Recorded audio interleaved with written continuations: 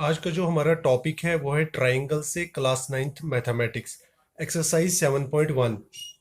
Question number 7 है A B is a line segment and P is its midpoint on the same side of A B. A B हमारे पास एक line segment है और जो P है वो उसका मिड पॉइंट है। That such that angle B A D, ये वाला एंगल बी ए डी, बीच में कौन सा आ रहा है, ए आ रहा है, ये किसके इक्वल है, एंगल ए बी ई के, ए बी ई, ये बी के इक्वल है। तो एंगल ए यहाँ पर एंगल बी के इक्वल दिया है। और साथ में ई पी ए, एंगल ई पी ए जिसको मैंने ये दो लाइन मार्क की है, और ये किसके इक्वल है, डी पी बी के, डी पी बी, ये जो पी एंगल है बाहर वाली साइड दो लाइन दो आर्क से मार्क किया है, तो ये दो एंगल आपस में इक्वल है।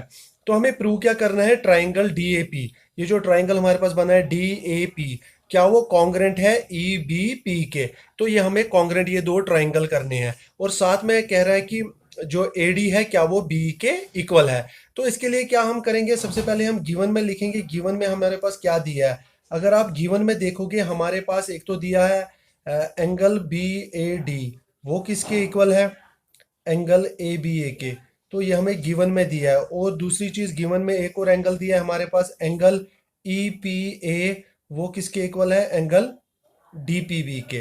तो ये दो एंगल हमारे पास इक्वल है जो हमें स्टेटमेंट में दिया है। एक तो ये एंगल जो हमारे पास ए आ रहा है बी ए डी, और जो हमारे पास दूसरा ए बी ई आ रहा है जो बीच में बी आ रहा है, और ये दो एंगल्स भी इक्वल है, E P A and D P B, ये जो ये वाले एंगल्स हैं ये भी इक्वल है। तो गिवन में ही दिए हैं।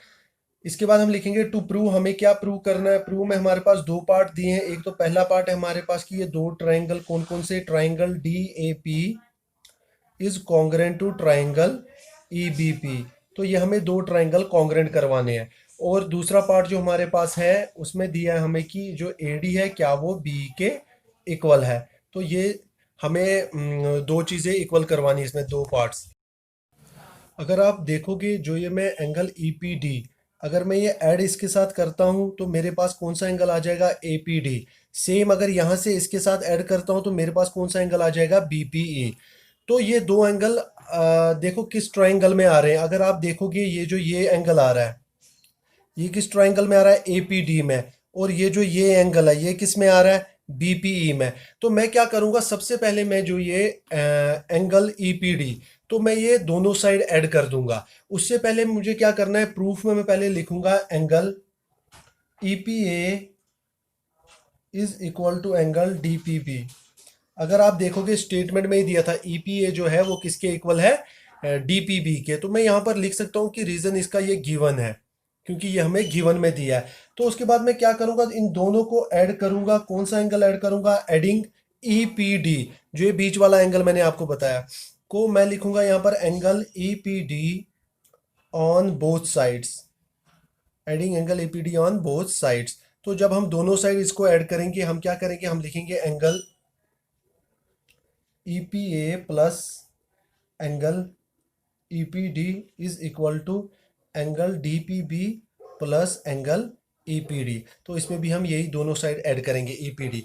अब आप फिगर में देखो, देखो एंगल ई पी ए, ये जो ये एंगल आ रहा है ई पी ए ये वाला एंगल, और प्लस ई पी डी ये जो बीच वाला एंगल आ रहा है, पूरा क्या एंगल बन गया ये, ए पी डी। तो हम इसके बदले लिख सकते हैं कि angle A P D is equal to, अब ये डी पी बी जो ये वाला एंगल आ रहा है, और प्लस इसको ये ऐड कर दिया हमने ई पी डी, तो पूरा क्या एंगल ये बन गया, बी पी ई। तो इसके बदले लिख सकते हैं एंगल बी पी ई। तो यहाँ पर रीजन देंगे यूजिंग फर्स्ट, तो सॉरी यहाँ पर लिखेंगे हम इक्वेशन फर्स्ट। तो इसको हम नाम दे देंगे इक्वेशन फर्स्ट का।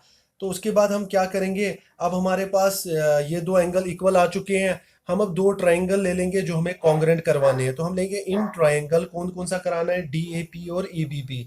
हम लेंगे triangle D A P and triangle E B P. तो ये दो ट्राइंगल हमें आपस में कॉन्ग्रेंट करवाने हैं।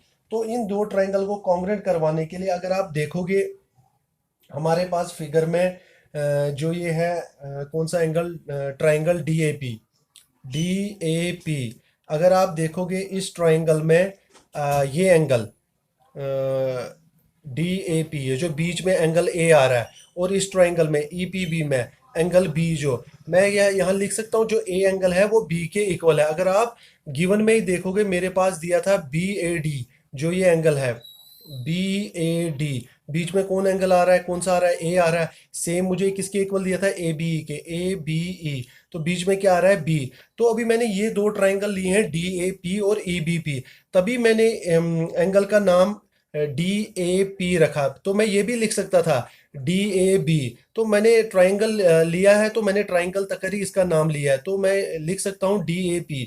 तो मैं यहाँ पर लिखूंगा angle DAP same is equal to किसके इक्वल होगा, BPE, BPE, BPE, ये होगा किसके इक्वल, ये आ गया बी, ये आ गया, सॉरी, ये होगा किसके इक्वल, EBP। तो मैं यहाँ पर लिख सकता हूँ एंगल EBP। तो इसका रीज़न क्या मैं दे दूंगा, रीज़न मैं दे दूंगा ये गिवन में ही हमें दिया था, क्योंकि गिवन में हमें दिया था यहाँ पर गिवन, बिकॉज इसको यहाँ लिखेंगे हम एंगल BAD वो इक्वल है किसके, एंगल ABA के।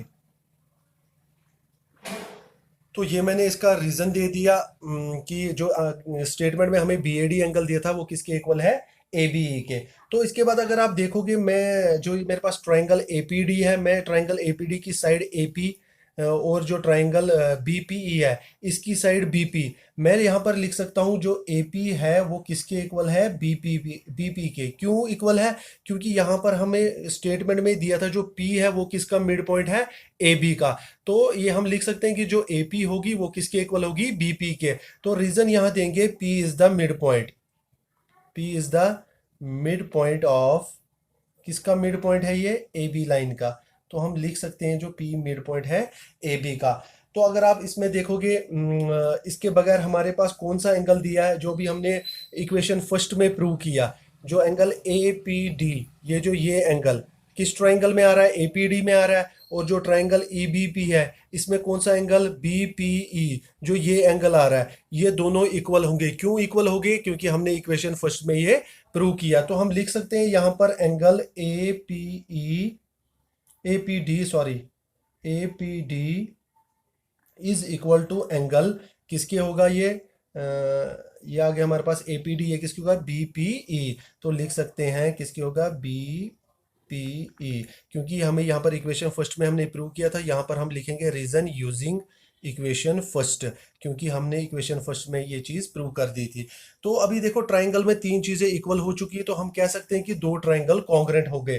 तो हम क्या लिखेंगे, triangle DAP is congruent to triangle EBP by कौन से रूल से। अगर हम अभी ये ट्राइंगल लेंगे APD, आप देखो इस ट्राइंगल में एक तो हमने ये साइड ली AP, और कौन सा एंगल लिया, ये जो P एंगल है, और कौन सा एंगल लिया A। आप देखो दो एंगल्स के बीच में इंक्लूड आ रही है ये साइड, कौन सी साइड, AP। तो हम यहाँ लिख सकते हैं कौन से रूल से हुए ये, एंगल साइड एंगल, क्योंकि साइड जो है दो एंगल्स के बीच में आ रही है। तो हम लिखेंगे एंगल साइड एंगल रूल। तो हमें यही पहले पार्ट में प्रूव करना के था कि ये जो दो ट्राइंगल्स हैं इन्हें हमें कॉन्ग्रेंट करवाना था। तो दो ट्राइंगल कॉन्ग्रेंट हो चुके हैं। तो उसके बाद देखो सेकंड पार्ट हमें बता रहा है कि AD क्या इक्वल है B के। तो हमें ये भी पता है कि जब दो ट्राइंगल कॉन्ग्रेंट हो जाते हैं तो उनकी कॉरस्पॉन्डिंग साइड्स इक्वल होती हैं। तो अगर आप देखोगे ये ट्राइंगल APD, तो जो AD है वो इस ट्राइंगल की साइड आ रही है, और जो ये ट्राइंगल है BP, तो EB इस ट्राइंगल की साइड है। मैं कह सकता हूँ ये दो साइडें भी इक्वल होंगी। क्यों इक्वल होंगी, बाई CPCT से, corresponding parts of congruent triangle. तो यहाँ पर मैं लिख सकता हूँ 10 AD is equal to B। तो रीजन क्या देंगे, बाई CPCT। तो मुझे यही प्रूव करना था कि ये दो ट्राइंगल कॉन्ग्रेंट है और AD जो है वो B के इक्वल है। तो ये आपका जो क्वेश्चन नंबर 7 है ये प्रूव हो चुका है।